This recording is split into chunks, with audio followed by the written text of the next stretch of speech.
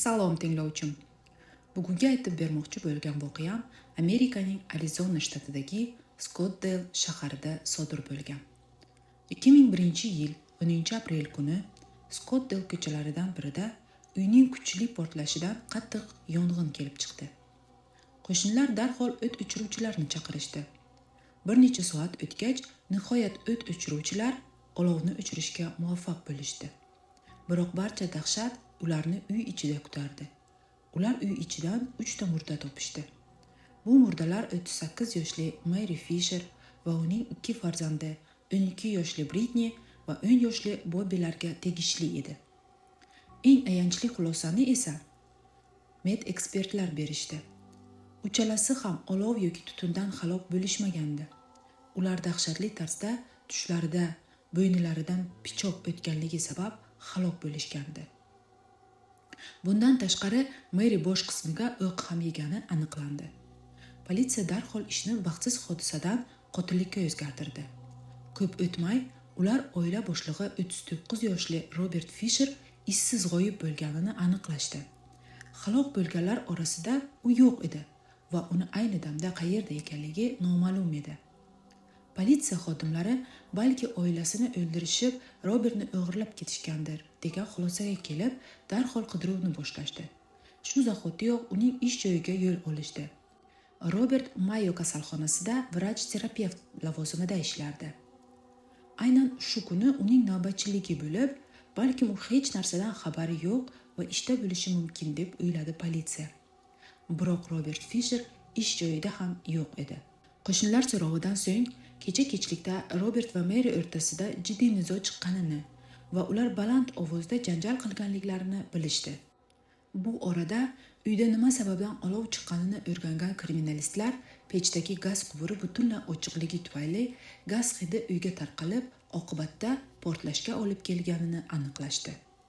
Undan tashqari uyda katta seyf bor edi. Politsiya xodimlari seyfni ochishganda esa uning ichida ko'plab o'q otar qurollar topishdi. Buning ajablanarli tomoni yo'q edi, chunki Robert ovchilarning ustasi edi. Biroq Robertda to'pponcha ham bor edi va qurol seyf ichida yo'q edi. Kriminalistlar Maryning boshidagi o'qni solishtirishganda esa aynan g'oyib bo'lgan quroldan unga otishganini aniqlashdi. Shu onda politsiyada yangi gumonlanuvchi paydo bo'ldi. Bu Robert Fisher edi. Bu orada politsiya oilaning Blue laqabli iti va Maryning kulrang Toyota rusumli mashinasi ham yo'qolganini aniqlashdi. Politsiyaning faol harakatlari tufayli Robertning oxirgi marta tushgan kamera yozuvlarini topishdi.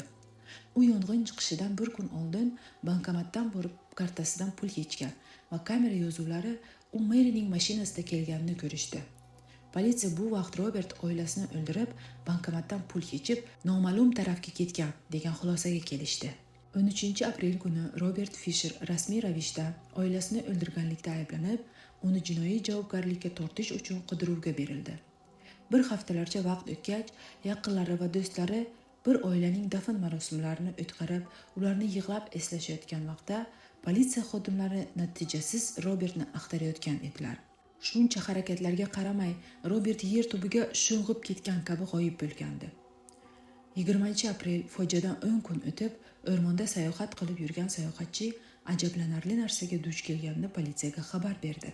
Politsiya darhol vertolyotlar yordamida aytilgan manzilga uchib bordi va ular ko'rgan narsa ularni ham shok holatga keltirdi.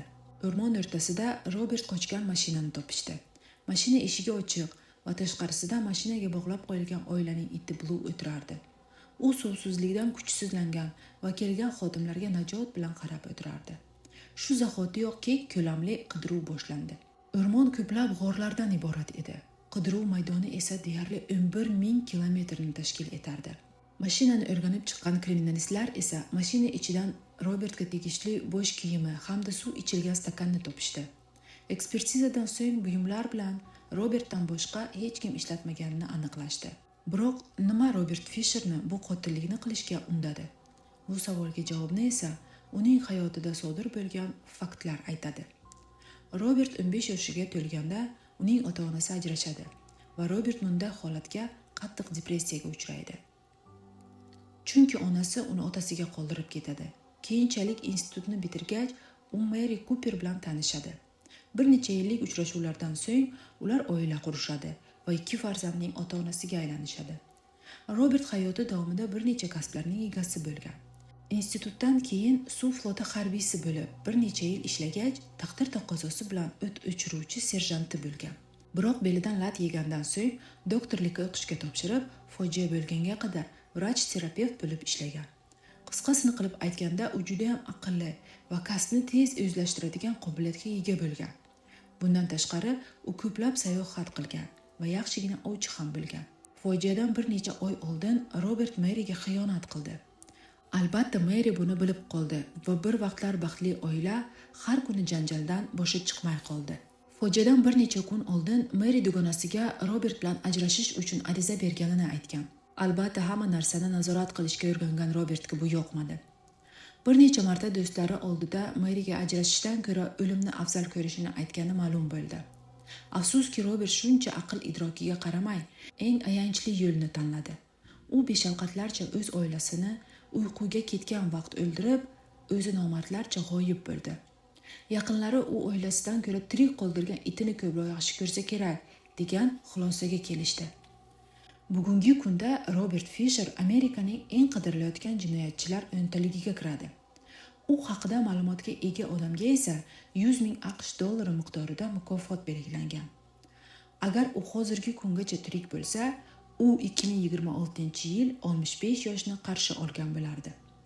Politsiyachilar u Kanada yoki Meksika chegarasini kesib o'tgan va hozir o'sha yerda istiqomat qiladi deb o'ylaydi. Robert Fisherning aynan bu qotillikni sodir etishining eng asosiy sababi va uning hayoti qanday kechgani bugungi kungacha noma'lum.